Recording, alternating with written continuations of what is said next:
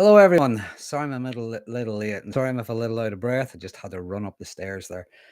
Anyway, glad to be back after last week. Power cuts and all that. 4 days without electricity. By the end of it, I was turning feral. But anyway, everything's up and running now, reasonably back to normal. If you're in Ireland and you had to suffer the storm, I hope you got through it okay. Not too much hassle. I hope you get your power back on. I hope you got it on a lot sooner than I did. But anyway, enough of my waffling. Tonight, when I put this out about going live, was asking for ideas, things people wanted me to talk about, and some of the questions that came up, I kind of felt there might have been a recurring theme running through them, and that's looking at sometimes the inner conflict that we feel. Sometimes we have like an internalized anger. We're feeling angry, but we feel like there's nowhere for it to go. It gets turned inwards, we ruminate, we analyze, things like that. So I think it would be worth looking at the internalized conflicts, the internalized anger that we sometimes feel, particularly as someone was asking, the way we react whenever we meet someone. It might have been an uncomfortable, unpleasant situation. It might have been an abusive relationship or whatever. It's the way we react whenever we see those people again. So to begin with, I'm going to look at anger. I'm going to pick anger apart, try to hopefully make it make sense. But a lot of the time, we're led to believe, and this can be part of the conflict, we're led to believe that anger is a bad thing. Now, not necessarily. It can be. I think anger can be, depending on what we do with it. If you think of things like temper tantrums, rages, things like that, aggression, maybe it's not so good then. It can be very destructive. But anger in and of itself can actually be a normal thing to feel. It's a healthy thing to feel. Anger is what we feel whenever we feel a sense of unfairness. Something's just not sitting right. Something's not right. Something has to change. It's not good enough. It is wrong. It's morally wrong, or it's unfair, whatever it happens to be. Anger is what we feel. I believe anger is what we feel whenever we're feeling something we don't want to feel. In other words, we could be feeling something like embarrassment, guilt. We could be feeling shame. I suppose the way I'd illustrate that is you would never hear anybody beating their fist on a table and swearing at you, how dare you, I feel humiliated. But you will see them do that. You will hear them screaming at you, don't you ever fucking dare talk to me like that again in front of anyone. So anger are things that we don't want to feel. It's like a secondary emotion. So it could be feeling embarrassed. It could be feeling disempowered, disrespected. It could be feeling threatened. It could be expectations not being met. It could be feeling conned, cheated somehow. I would never say this to trivialize it, but sometimes anger is you're not seeing me the way I see me, or you're not seeing me honestly, or you're not seeing this situation as important as it really is. So there's a lot of different things can fuel the anger. But what we're often led to believe is, as I say, anger is a bad thing. And, we're told things like, take that look off your face, don't raise your voice, all that sort of thing. The thing about anger, I believe, is being angry with the right person at the right time and in the most appropriate way. It doesn't always have to be, as I say, aggression, raised voices, things like that, slamming doors, screaming at the cat or whatever. When the anger has nowhere to go, you might have been in a situation where if you spoke up for yourself, you were told you were being aggressive, you were being abusive, you were being the bully. If you were outraged at something, you might have had someone claiming that you were terrorizing them. So again, the anger, we feel afraid to express it. So what happens is it gets turned inwards. And when it gets turned inwards, again, what we're doing is we ruminate over it. We go over every interaction, the unfairness of it, but also this sense of helplessness because we can't express it. We feel as if we can't do anything about it. And it just goes round and round. Now, different things can happen whenever it becomes internalized. Sometimes it becomes very dulled. And when that happens, it always has to come out somehow. But when that happens, it tends to come out as low mood, depression, hopelessness, things like that. Other times, it can become very corrosive. Whenever it's internalized, the more we're going over it, Sometimes it becomes corrosive. Again, it has to come out somehow.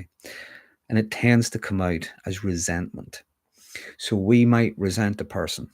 We might resent a situation. We might resent others for maybe not helping, for not standing up for us or whatever. We might resent others for even enabling them, helping them, encouraging them, whatever, taking their word over ours, taking their part. Sometimes we might even resent ourselves. Yeah, we'll do that. What was I thinking? Why didn't I do this? Why didn't I say that? Why did these things happen to me? As if we have done something wrong. So we're starting to blame ourselves. So there can be different aspects to that internalized anger. It can be towards ourselves, it can be towards other people. Another aspect of it can be, as I said, that sense of unfairness, because other people could be believing the other person. They're not listening to us. They've made their mind up, or they've decided to collude with the other person, whatever. They've turned into flying monkeys, enablers, whatever term you want to use. Again, these are the things that can fuel the anger. But if the anger has nowhere to go, remember, it can be quite unhealthy. So recognizing your anger, I think, is a good place to start when it comes to dealing with it.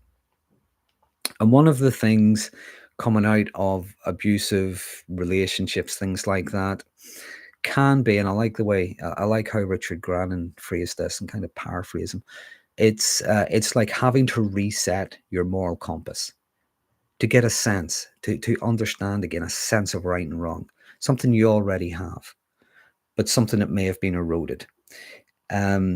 Because again, part of that anger could be maybe you did something, or you lied for them, or whatever. You did something that goes against maybe your character, which you thought might have been for the greater good, or might have helped them out or something, only to have that used against you later on. So there can be that sense of guilt that maybe you did things as well that maybe you're not pleased with. The things they were doing, they could probably justify in a heartbeat, not a problem.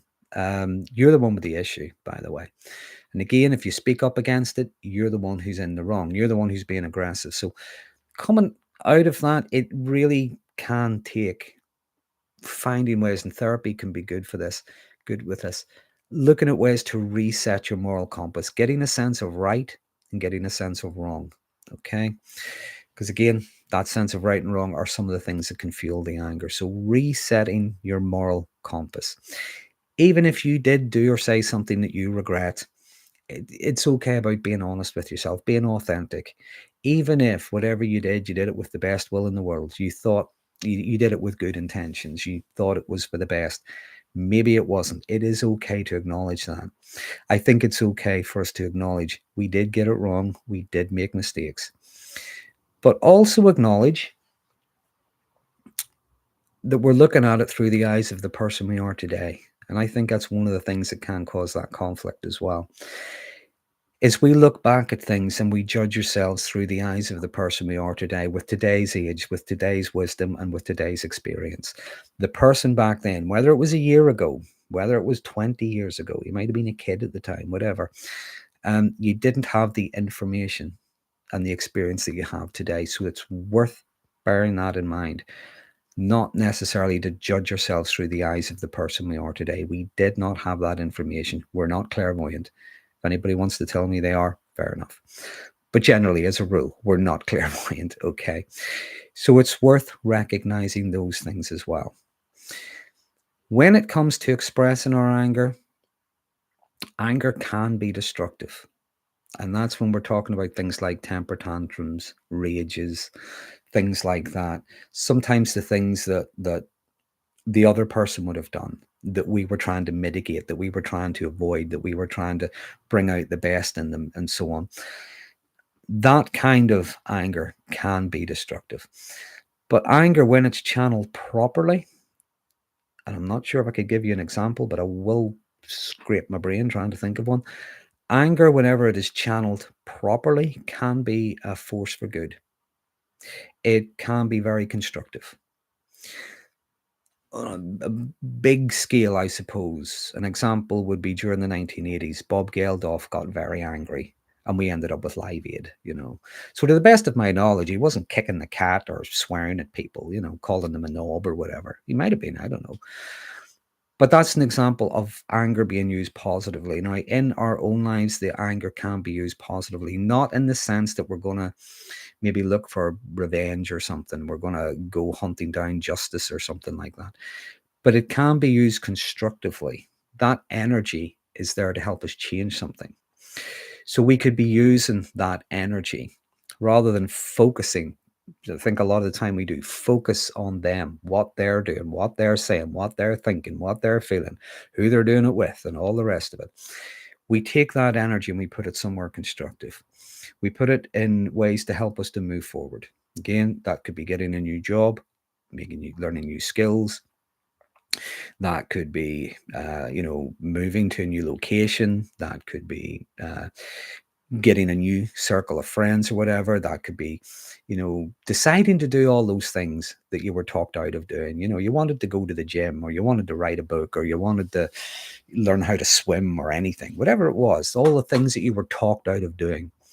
You use that energy rather than keeping stuck. As again, we keep on internalizing it, ruminating. We use that energy to move forward in life, to do the things that maybe we've been getting talked out of doing. Now, another aspect of this internal conflict that comes up is, as someone mentioned in one of the questions, it's how we react whenever we see that person. Now, when we see that person, it was maybe cruel to us, who lied to us, who cheated on us, whatever. There's different things going to come up for us. There is going to be the anger. Sometimes there's going to be an anxiety.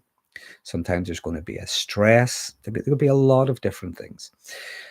I think what's not uncommon is whenever we face that person, we see them, it can feel as if we're right back there.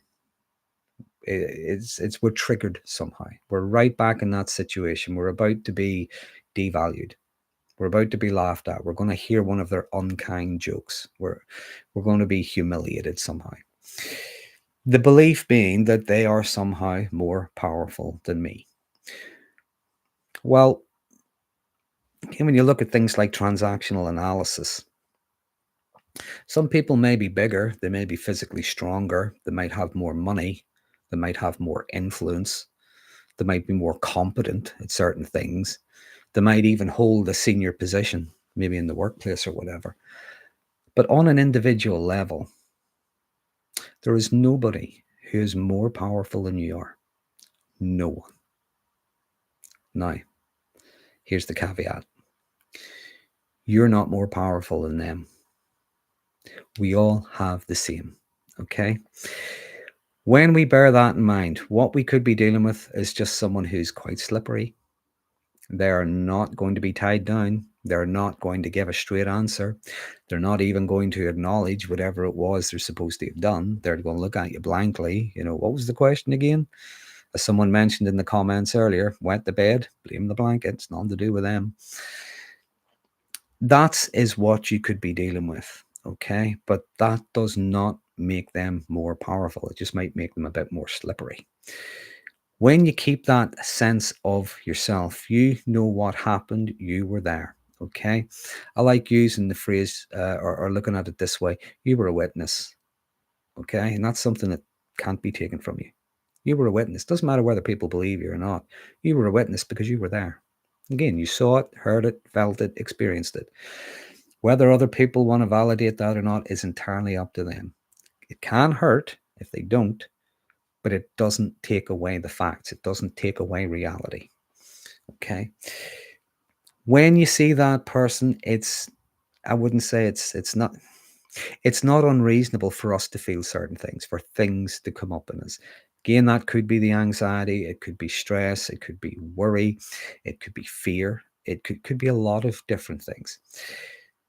But like I say, it feels as if we're right back there. Yesterday's situation is present today, or yesterday's threat is present today. There is a concept, and I did a live stream on this, looking at updating your memory. And that's looking at the person we are now, where we are now, the things that are different. Again, we've got more experience. We might be in a different situation, a different relationship. We might be in a different job, different environment. There's a lot of things have changed. Even if your hairstyle has changed, do you know what I mean? It could be anything. We look at those different things, where we are in life now compared to where we were then. Even though there may be difficulties, even though there may be strains, they could be normal everyday stresses and strains that everybody deals with. What you might find if you're paying attention is you might be dealing with them a lot better without the albatross around your neck telling you that you're no good and you're going to fail and you should leave it to them. You shouldn't make decisions for yourself and all that kind of nonsense. So when you're paying attention, you notice things might be difficult, but you have a bit more resilience, a bit more confidence, and you're more capable than maybe you give yourself credit to. So when you're facing that person that might start to behave the way they always did, and you're feeling as if you're right back there, keeping that sense of the here and now, updating your memory, remembering you're not in that situation.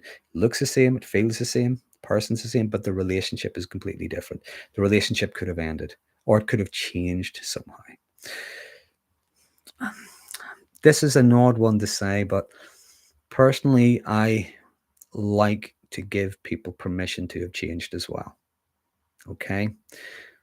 Sometimes you're not always dealing with a narcissistic person. You just might have been dealing with, well, for want of a better word, you might have been dealing with a twat. Okay. But you give them permission to have grown up a bit, matured a bit. Okay.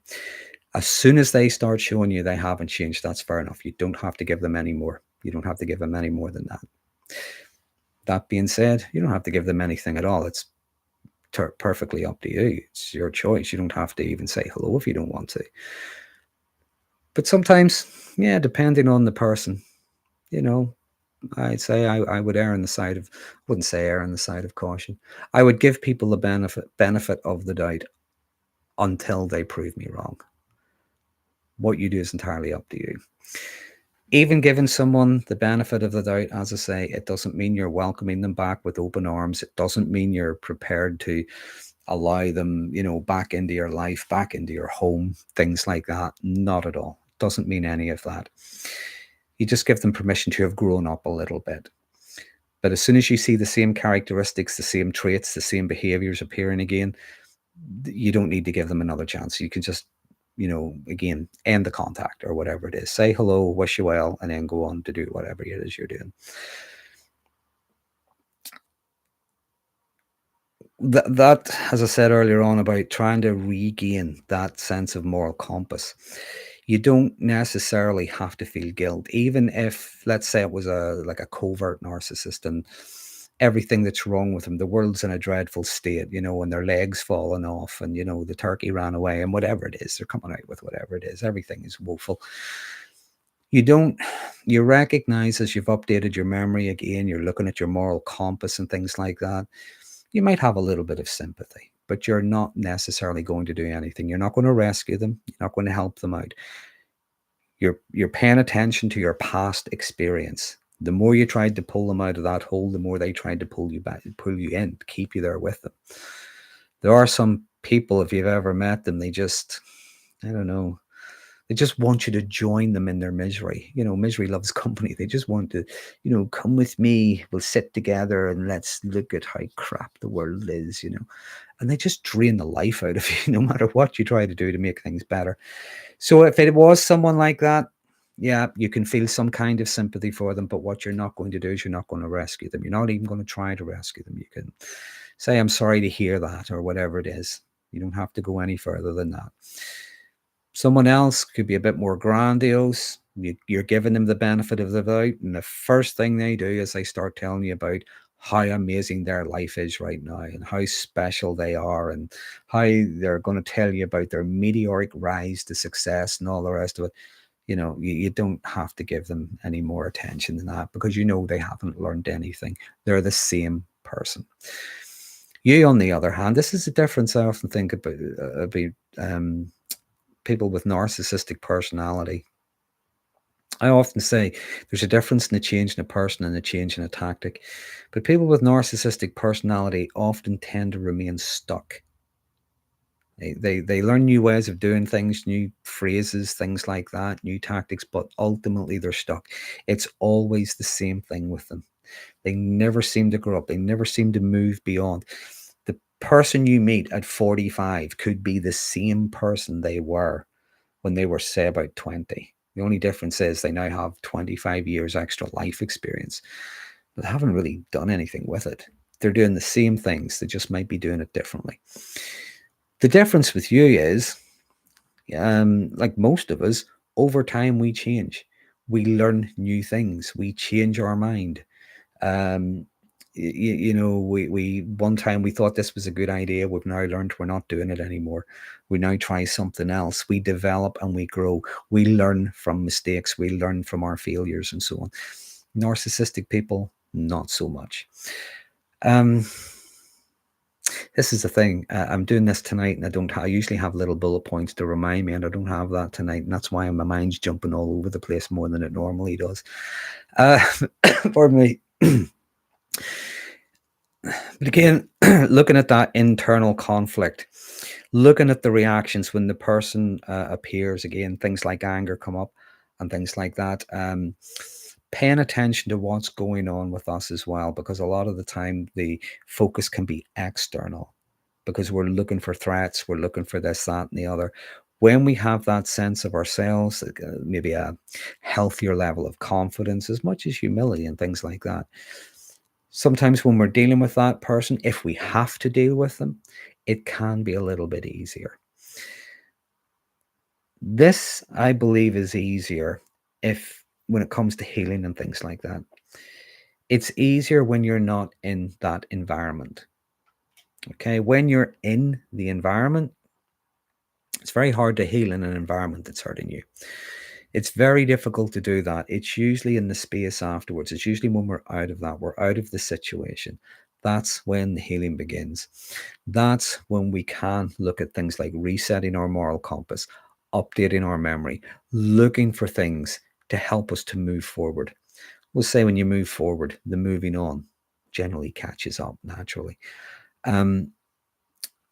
The anger that we feel towards ourselves can start to dissipate whenever we start to look at things like self-compassion. Again, how much information did you have back then? The things you did, you thought were for the best and so on. So when you start to look at things like self-compassion, this can work towards easing that inner conflict. If things like self-compassion was something you were, again, brainwashed maybe into believing that was selfish, was bad, you shouldn't be doing this, all your attention should go on me, not yourself. Again, little steps, if you will, how would I phrase this? Little steps to prove that inner narrative wrong. Little steps to prove their introjections wrong. And you do that by paying attention to how you benefit from self-care, how you benefit from doing things in your own best interest, and paying attention to healthy people that are around you, people that might encourage you, people who might, applaud you, praise you, people who might want to do it with you, people that bring out the best in you, I say, people that you don't mind bringing out the best in them as well. People you have a bit of fun with, a bit of a laugh with, talk about serious things as well as talk about ridiculous things. The path to dealing with that inner conflict isn't always a quick, easy fix, and you're certainly not going to get it in an hour-long live stream. It can take a bit of work. I always say therapy is a good place to do this because there's different methods, different ways you can look at it. It's a very CBT approach to look at ways to update your memory. But there are other approaches. There's things like transactional analysis. So you could be looking at some of those introjects, the different things that these people were saying, the person that told you your anger was bad and so on. You can look at ways to express your anger. As I say, you express it. It's being angry with the right person at the right time and in the most appropriate way. That's not always easy. We don't always get it right.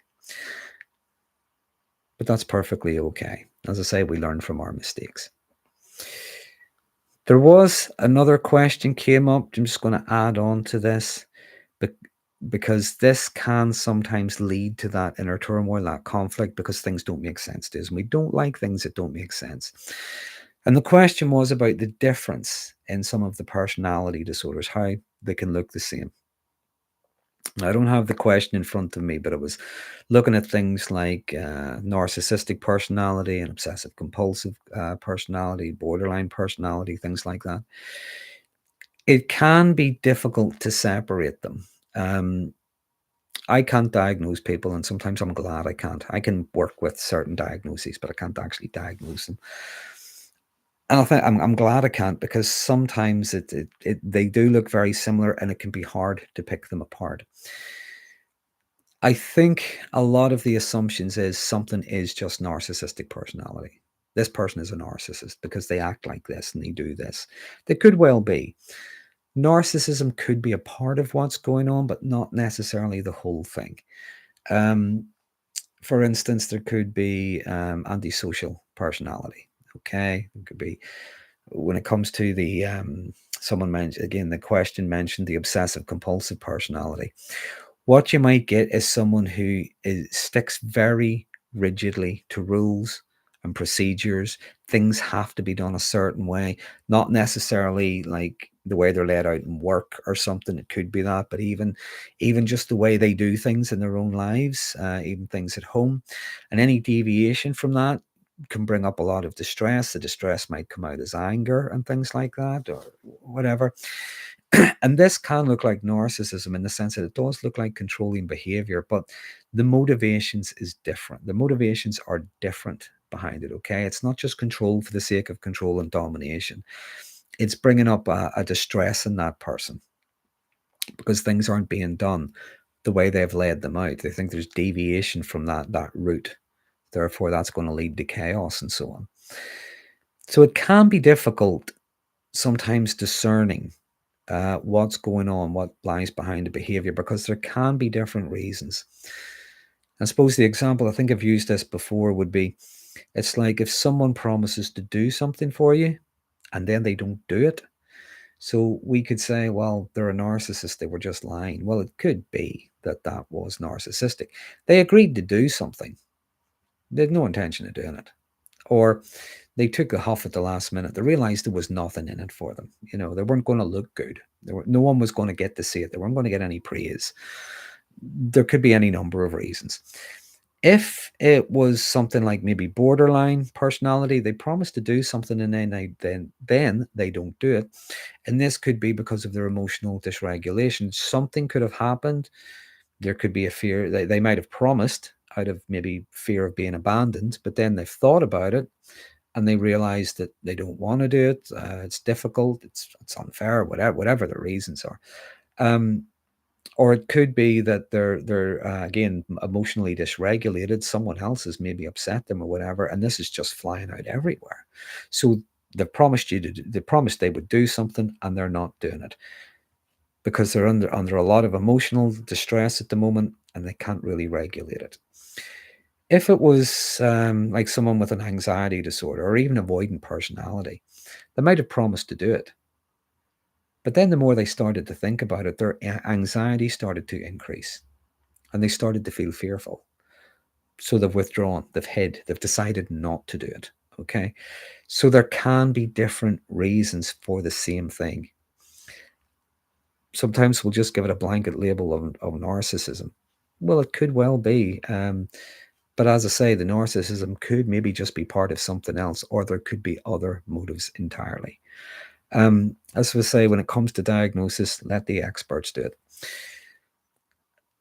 What I would say is, if you look at long-term repeated patterns of behavior, sometimes it can make a little bit more sense. Again, we're not diagnosing anybody, but we're looking at repeated patterns of behavior. If it's not the same thing, it could be the same kind of thing. It could be, just constantly letting you down or whatever, constantly promising things, never delivering, things like that. They could be promising you things just to keep you on a hook so that you keep coming back. They could be histrionic. They could just promise anything in the world because it gives them attention and so on. But they're promising everybody everything just to get their attention. It's worth paying attention, as I say, to the long-term repeated patterns of behavior. Because other than that, if you looked at just one incident, that isn't really enough to come to a conclusion, I don't think. But anyway, I think I've kind of shot through the questions that came up earlier. I hope you find that helpful. I think going back to the very start, looking at the anger, what is the anger? Where does it come from? Why is it necessarily a bad thing to express it? Is there something wrong with feeling angry? Who was it told you that? Being angry as well, because sometimes when we are angry, it can be just an expectation hasn't been met. Now, it could be our own expectations on ourselves. We should be more like this. We should be more like that. It could be someone else's expectation. We expected more of them. There's nothing wrong with our expectations, but there is a difference between meeting them and managing them. So pay attention to those expectations. These are some of the things that can fuel anger. Looking at frustration as well. That's another thing. No matter what I do, nothing changes. No matter how I try to do this, no matter what I say about that. So frustration can be another thing that fuels the anger. So pay attention to what is really going on. When we're getting a sense of anger, what is it really? What's fueling it? Again, feeling threatened, feeling frustrated, feeling devalued, disrespected, being treated unfairly. When you get a sense of what's really going on, it can be easier to regulate. Okay, so let's go back to the beginning and just do my little pop-out window, and we're going to have a look at some questions. If I can find where it is. Oh, here it is. Yeah, it says pop-out here. So let's go back and let me see. Hello, Phil. Hello, Alec. Hello, Phil. Come on, man. Yes, I'm here. Sorry, I was a little bit late. Hello, Mary. Hello, on my way. Mary says Cork escaped the worst of the storm. Lucky you, Mary. I was up in the north. I got well, you can tell from my accent. Yeah. I used to have a little porch thing out my back. Now there's only about a quarter of it left.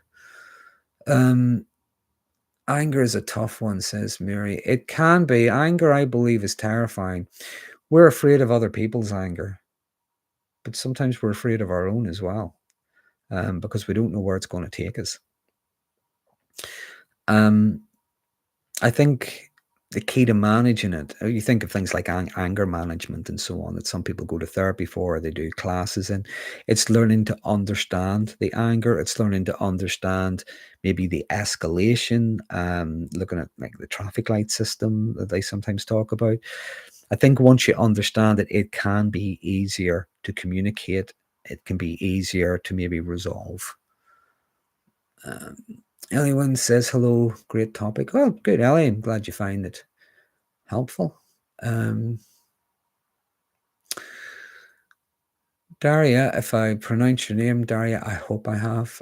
Purple says, I used to be so angry with narcissistic parents that I had heartaches. Anger can do that. Yeah. Maybe, and I'm not saying this was the case with you, but sometimes there is that sense of frustration no matter what we do. Nothing changes. No matter what we say, no matter how we behave, nothing changes these other people that we're trying to bring out the best. And that can bring up a lot of upset. That can bring up a lot of heartache. Absolutely. And sometimes that can be fueled by things like frustration. But something to be mindful of is it's not always frustration at them. Sometimes the frustration can be at ourselves. We think there's something wrong with us because we think we can't do enough to help. I think when it comes to other people, the most we'll ever do is motivate them, encourage them, influence them. We cannot change them, we cannot fix them, and we cannot rescue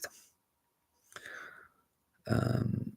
Anger is grief. Anger is not healthy. Well, it depends on the anger.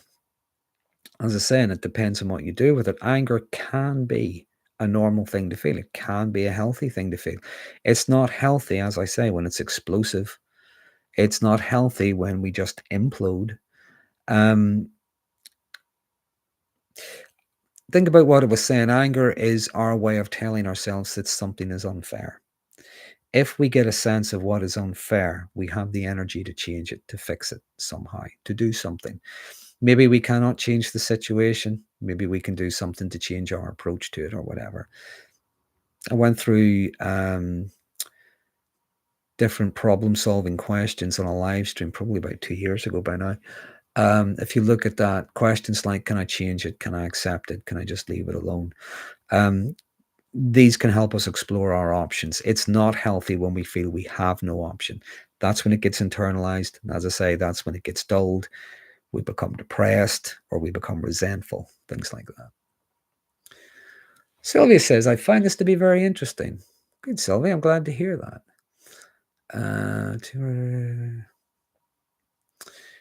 Where'd I get to? Occasional. Again, I need my reading glasses probably. Occasional otaku. Forgive me if I can't pronounce your name. Love your work, Darren. Thank you for your channel. You're welcome. Darren says, I can do clairvoyance, but just a little. Okay. I learned so much from you, from the viewers that leave comments. Yeah, this is something I like. But somebody mentioned this previously. I like how when people share things in the comments, they can share things that other people find helpful. I find that really, really good. But someone had mentioned before that they don't really like the lives. They will watch it afterwards because they're trolls and things. I don't get to see them all and I don't get to moderate it, but I'm glad that there don't seem to be that many trolls come on my channel. Maybe I'm just not interesting enough, and I'm fine with that, by the way. Go troll someone else. Where do we get to? Suspensardi says, I am angry with myself for not seeing through the narcissistic mother-in-law's evil tactics. How could I have been so naive? Okay. Here's a question to ask yourself. Can you read minds? Because if you could, then you probably would be able to see through them. We're not mind readers. And some people are very manipulative in the sense that what they do is in the best. It's for the best interest. It comes from a place of kindness. They know best. They're only trying to help. They're just being funny, whatever it is. It's only a joke. Don't be so sensitive. We don't always see this. We don't. We like to see the best in people. When we're being nice to people, we expect them to be nice to us. Also, we don't necessarily know what they're doing when we're not around. We don't know what they're telling other people whenever we're not there. If we knew what people's motives and agendas were, just as we met them, if we knew that straight away, we'd be a bit more discerning over the people we get involved with. But something, that's actually a video that's going out tomorrow night. A few weeks ago, I did a video looking at how dark personality types gain and maintain control over people, the subtle ways they do it. They're not always in your face. If you want to look at that, you might find it helpful. Things that we wouldn't see coming because they're not actually telegraphed. They're not waving these flags in front of us saying, look at what we're doing, look what I'm doing to you. They can be very, very subtle. They're very emotive as well. The video I'm putting out tomorrow night is looking at the different signs of the dark personality, not just narcissism, but the other things that come with it as well in the dark personality. Some of them are not so hidden. Some of them aren't even subtle, but they can be very good at hiding them or disguising them. So if we knew what someone was doing the first time we met them, yeah, the outcome would be very different, but we don't always know that. Okay, it's only with hindsight. Hindsight only comes after the event. It's okay to feel disappointed that you didn't see it. That's different from maybe blaming yourself for not seeing it. Okay. Hello, May. Saying hello there. Trauma survivor says, I feel like my sense of self have been beaten up by bullies.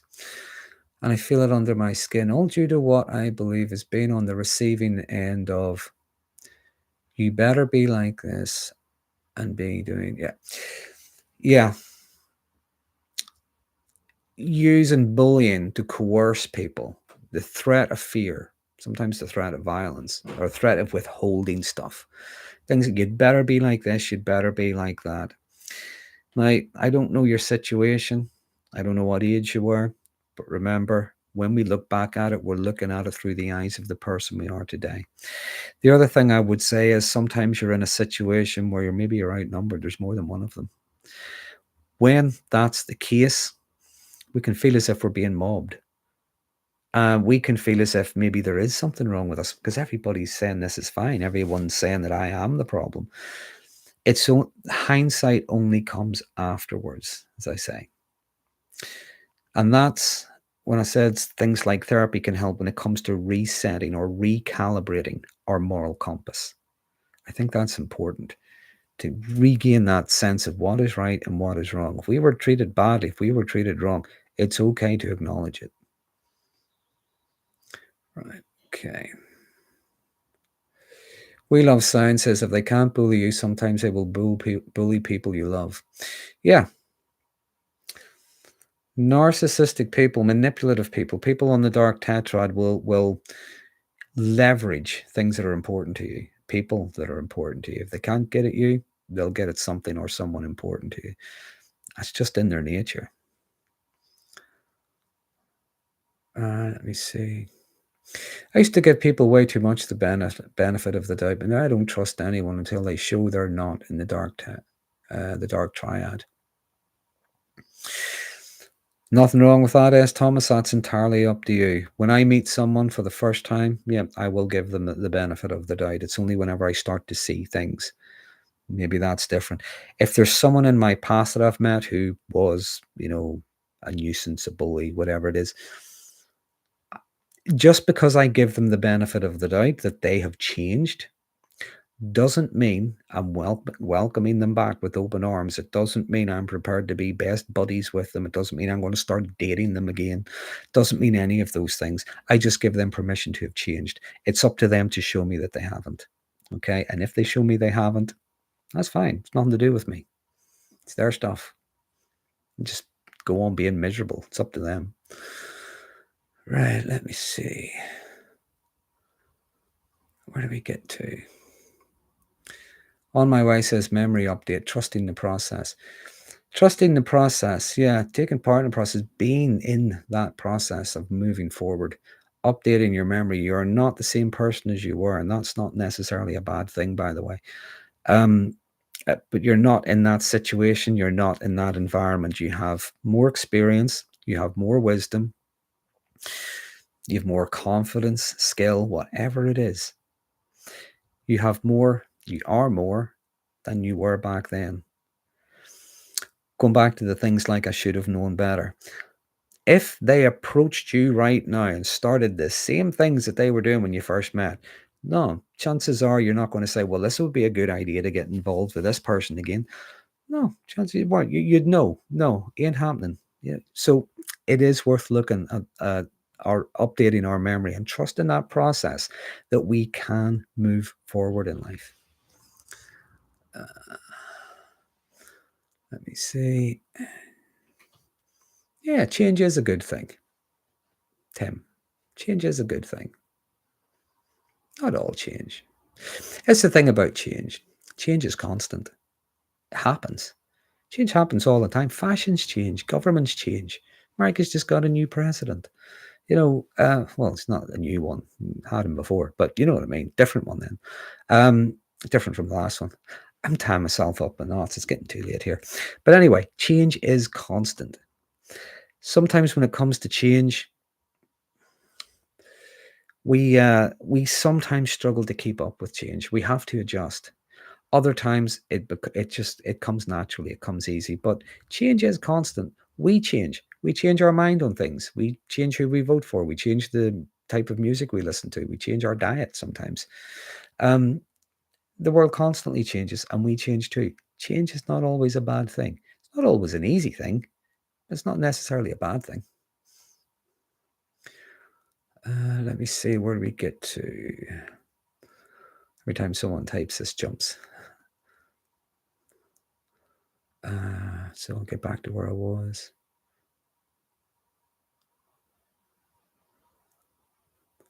Let me see. Your mind is doing just fine, Darren. Oh, thank you. It's very kind of you, Toller's mum. So Denise says, let me see. Right. I got out after 25 years, still co-parenting animals. Going pretty well 9 months out, but injustice in other areas of life has called me to act sooner. Even in relationships that could still be saved with good people who aren't narcissists. My patience got burnt off on re-entry. Not their fault. I just don't have the patience. Denise, that might be something again to look at in therapy. There's maybe something going on with you when you mention patience. It's what is it you mean by patience? People not moving fast enough. Think about what I was saying earlier on about expectations. We all have expectations. They're not necessarily a bad thing. But there is a difference between meeting them and managing them. Okay, so it might be worth looking at something there if you want. Where'd I get to? Let me see. Oh, it's jumped again.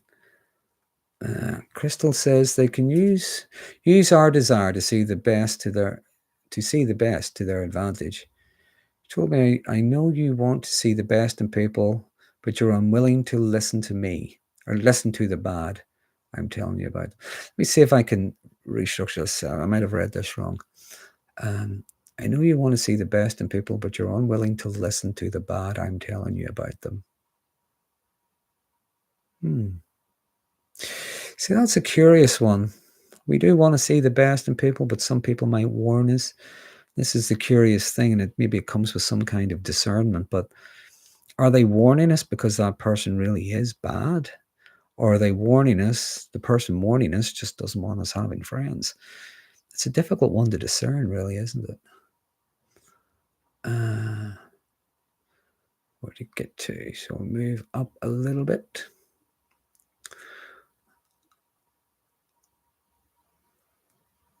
Let me see.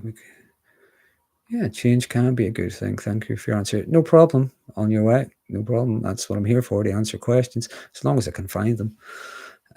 Every time somebody types, this jumps all over the shop, and I have to move, have to scroll it back. May says reaching out to them and being rejected in micro ways is very confusing. We don't want to see it. May, that's a very interesting point you make, and that's something that's very rarely talked about in narcissistic relationships. The little mini rejections, the little minor micro abandonments that usually come at the beginning of a relationship, they certainly become heightened during it. And they're little things that you couldn't quite put your finger on, even just something as simple as you reach out to put your arm around someone and they pull away. And you just think something like, oh, right, they were about to do something there. Or, you go to give them a kiss on the cheek or something and they pull away from you and you're thinking, oh, well, there must be something up with them. The little mini micro rejections and abandonments, I think it would be interesting to maybe look at that. Is there a pattern to them? Is there something maybe going on with them? Is it a deliberate kind of thing? Or is it, which can often be the case, the difficulty they have with intimacy? Because intimacy requires a level of vulnerability. Narcissistic people don't like vulnerability. It'd be interesting to pick that apart. You know what? If you don't mind, I'm going to write that down. That's something I'm going to look into.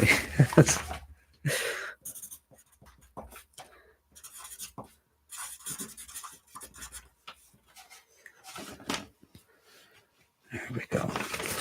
See, I get my channel. Most of the videos I make are based on suggestions from the audience, but some of the stuff I look at comes from actually ideas from the audience as well.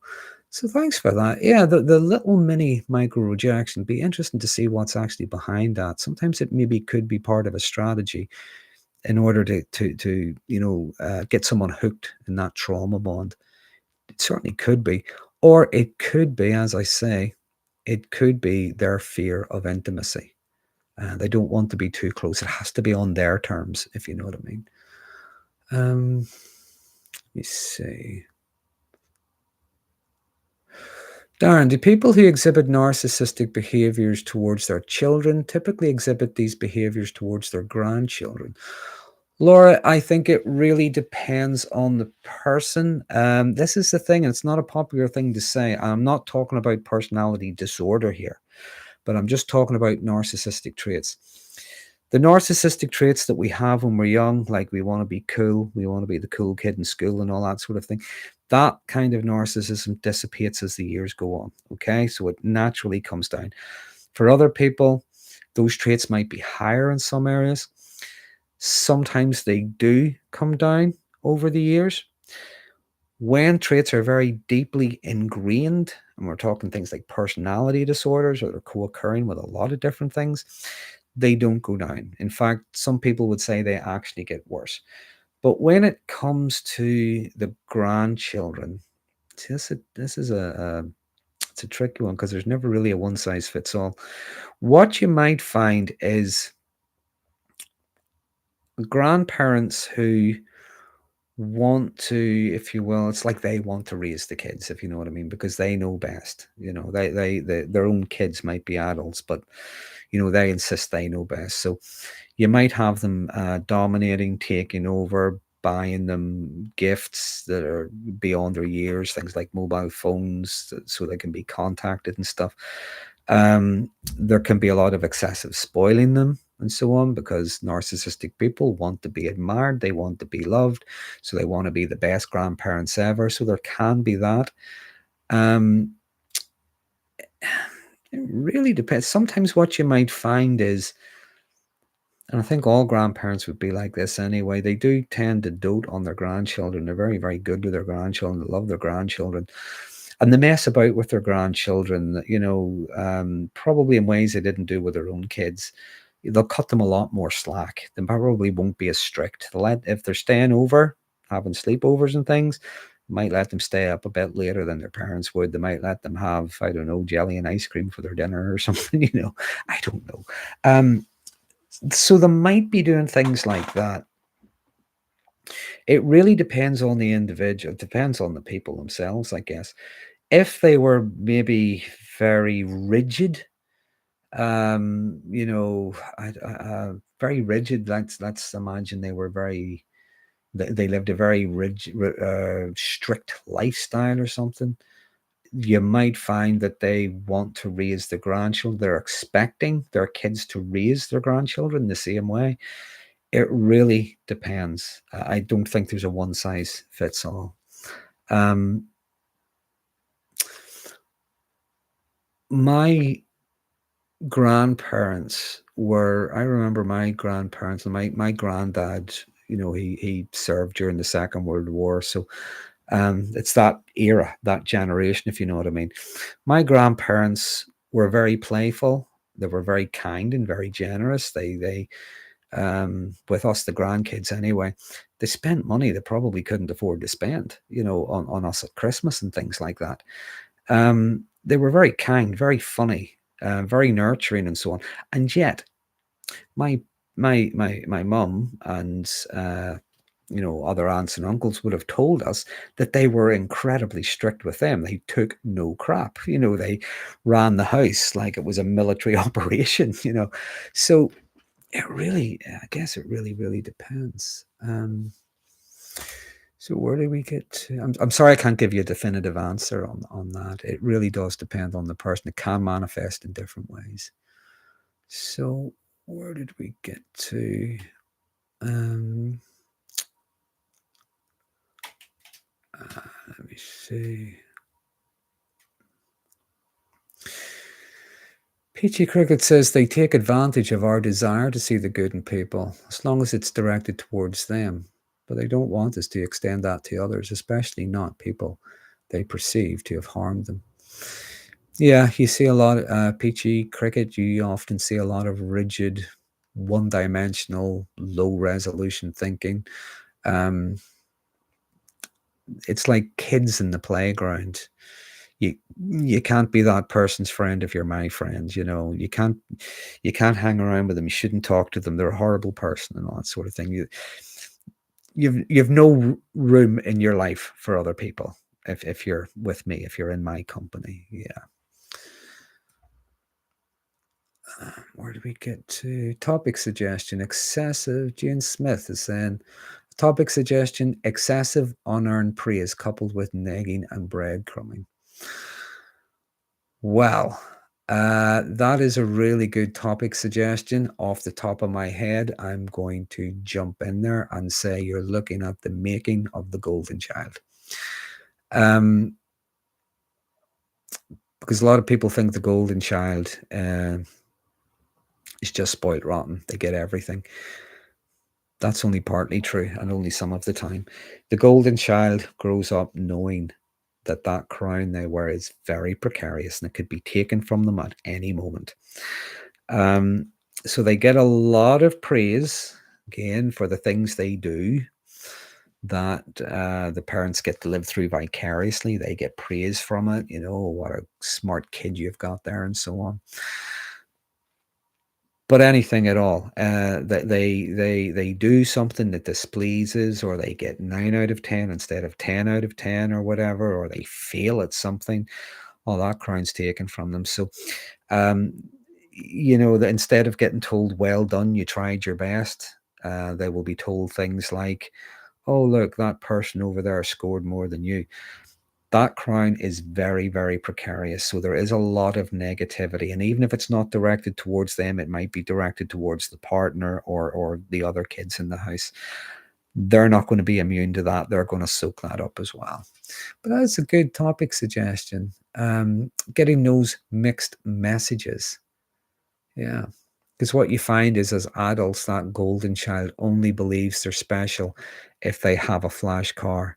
They are only special if they have the most, attractive partner. They're only special if they're earning more than you. It always has to be the best. And it's the competitive nature comes out of them. But I might look a bit more at that. I know I did do stuff on the golden child probably about 2 or 3 years ago by now. It'd be worth revisiting that. Let me see where to get to. Oh, I've just jumped again.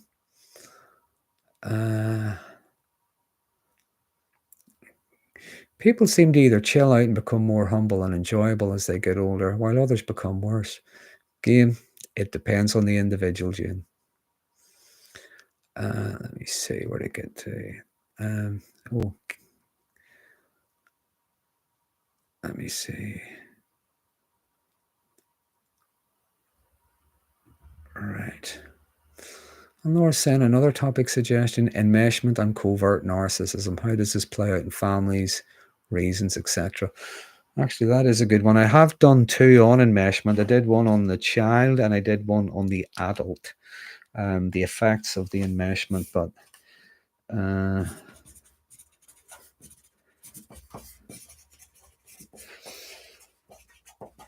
you talk about the enmeshment and the covert narcissism. I'm just curious. Are you talking about the enmeshment with a covert narcissistic parent, maybe? Or how the enmeshment might bring out a covert narcissism in someone? That actually might be worth looking at that from both angles. Okay, but thank you for that. Yeah. Ginger Curly Girl. Is that a name or a description? Ginger Curly Girl. My golden child brother still has no clue about how our mother treated me. Invisible child brother is starting to ask questions 20 years later. Give it time. Ginger Curly Girl, rather. I think sooner or later people do start to wake up. They start to sober up. They start to wise up, whatever term you want to use. It's going to happen at different stages. Everybody's different because people's experiences are different, and within a narcissistic family, the roles might have been different. But sooner or later, people do start to waken up. Now, what can happen to different people? Sometimes you might get someone who maybe decides they want to do a bit of work on themselves, maybe heal their inner child. Maybe they want to maybe do a bit of work where they can try and reconcile with each other, where they can talk about things with other family members without them being like accusations, becoming fights and things like that. Sometimes you might find someone who's just in denial. They find it hard to get their head around it, and it's a bit like somebody. It would be like trying to pull somebody out of a cult and tell them they were in a cult. They weren't in a cult. They were in the most amazing thing, and it didn't matter that that cult was taking all their money and, you know, shagging their partner in front of them or whatever, you know, and taking all their resources and, you know, treating them disgracefully. It doesn't matter. They've been brainwashed and they think that it was the best thing because the big spaceship's going to take them all away to a new planet and stuff. Trying to just pull someone out of that and explain to them this is really bad, sometimes it doesn't go well. The person would be in denial.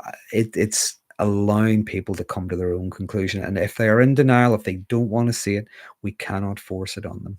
Okay. Let me see. Okay. And I've heard said I woke up and they stonewalled me. I wouldn't say that's not uncommon. You wake up and they stonewall you.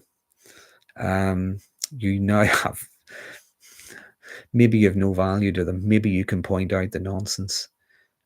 Maybe you see the emperor is buck naked. They have not a stitch on them. You know, you're seeing reality.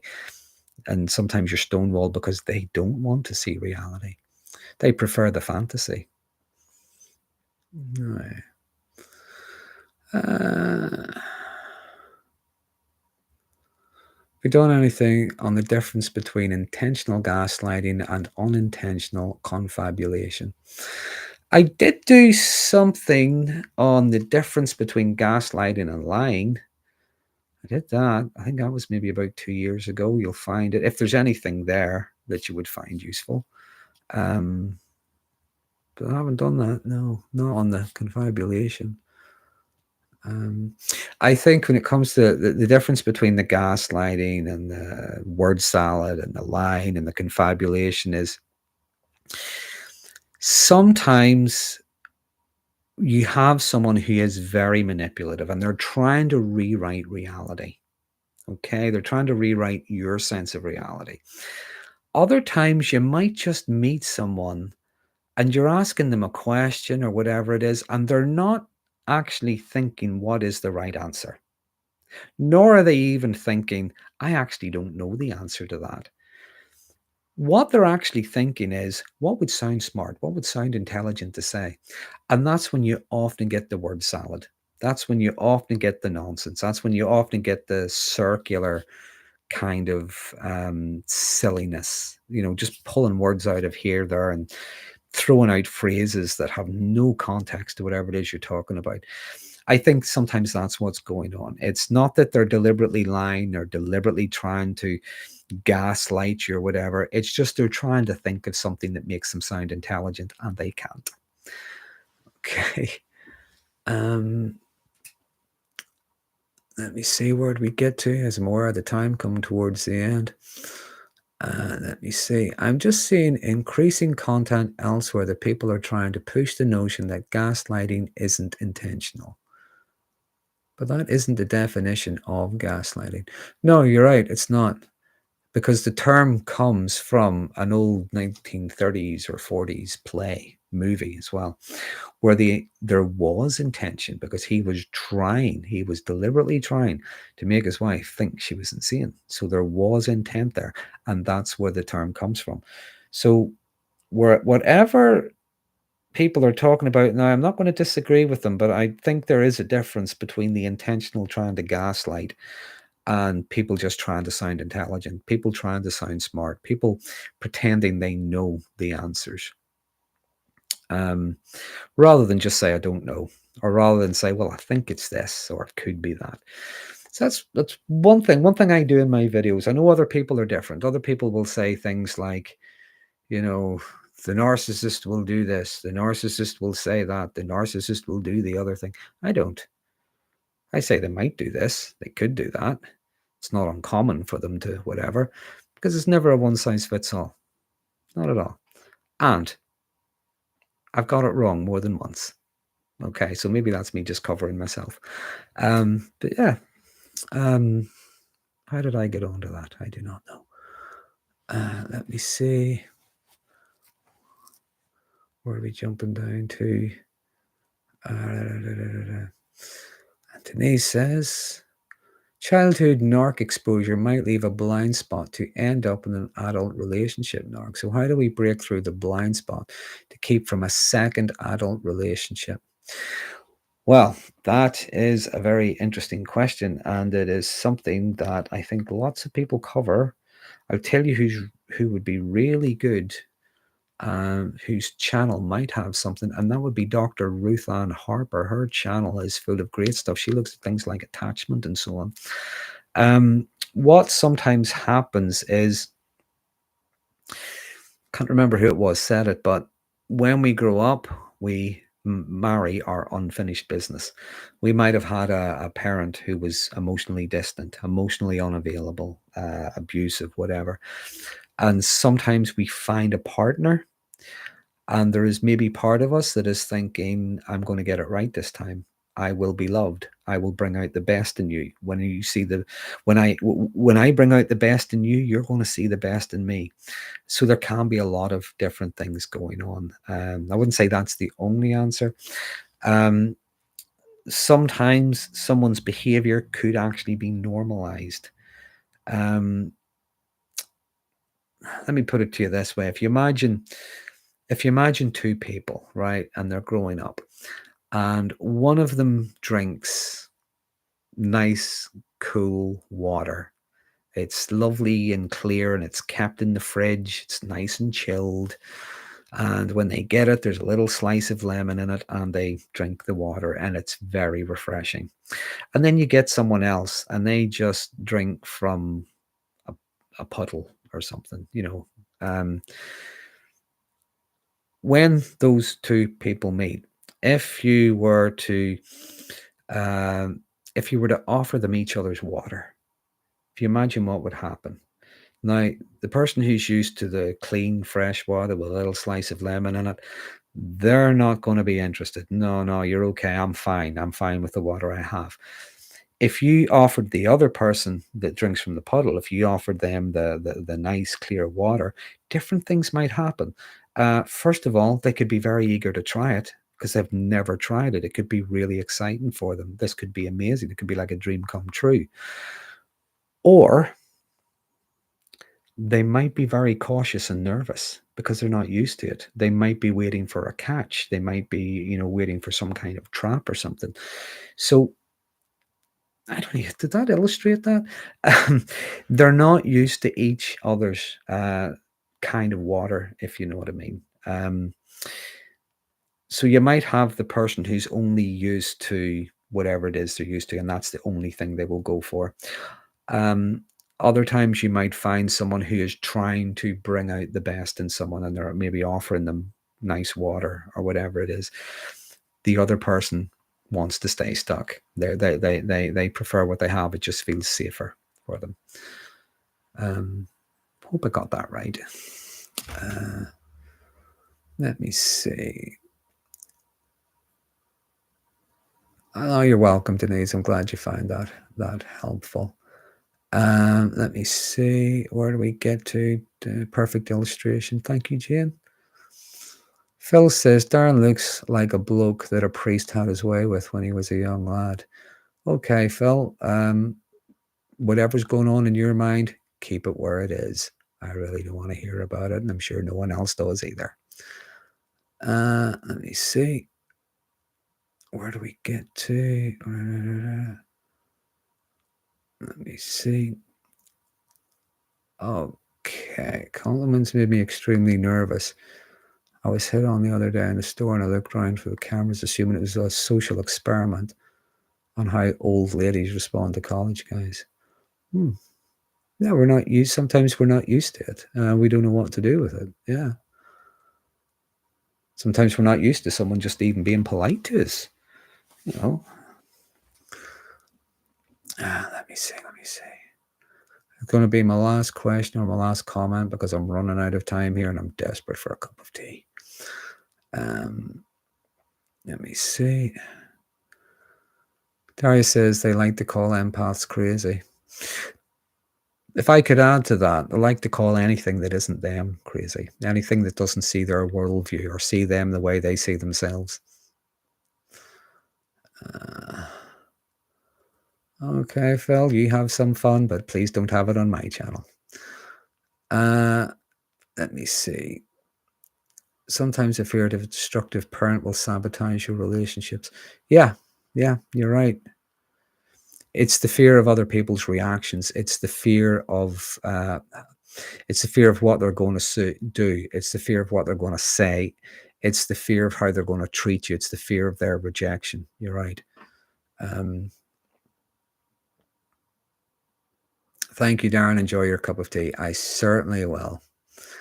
Okay, everybody. Listen, I do appreciate your joining me. I hope I've covered your questions adequately. Think about what I was saying earlier on about paying attention to the anger. We pay attention to what's going on with ourselves, okay? There's not necessarily anything wrong with us being angry. The other thing is the anger doesn't have to stay. Sometimes we can be angry in a moment. Sometimes we could be angry for a moment or two, or we can be angry in that situation, but you find it often dissipates. I think it's when we hold on to it. Again, we ruminate over it, we analyze over it, and we feel there has to be something, something we have to do. Not necessarily always. So pay attention to what's going on with you with the anger. What could well be fueling it? Okay. When you get a sense of that, it can be easier to regulate. It can be easier to make sense of, and it can help inform what you do next, not necessarily make the decision for you. So everybody, look after yourselves. Take care.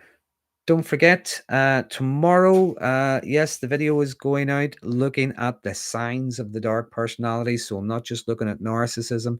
I'm looking at the narcissism along with the psychopathy, okay, the callousness, looking at the sadism, the cruelty, and I'm looking at the Machiavellianism, and that's the sneakiness and the manipulation. So when those four things are together, the sort of things you're looking, the sort of things to watch out for in people. Seeing these things once isn't necessarily a sign. When you see these things maybe consistently and you're seeing them along with the other characteristics, okay, can't really use it to diagnose anybody, but they are a sign that someone could well be on the dark tetrad, okay? I'll be back next Sunday. Let's hope it's the last storm we're going to have forever. Again, I will put it out there, any topics people want me to cover, and I will do my best to cover them and answer your questions. Until then, everybody look after yourselves and take care. Bye now.